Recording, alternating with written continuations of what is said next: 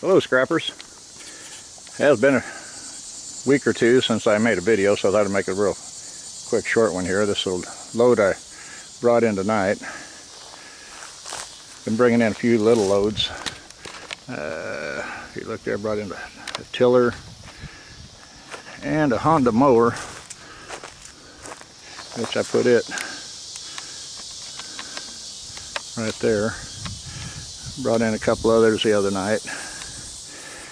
And I got a yard man out here.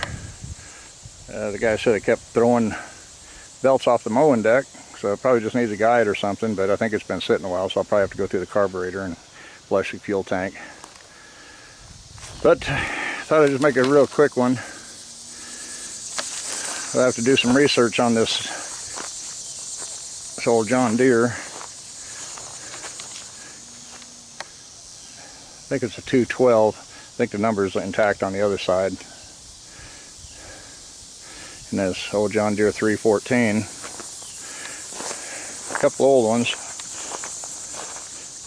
Might be people out there looking for parts. Got the little hitch on the back of this whole thing.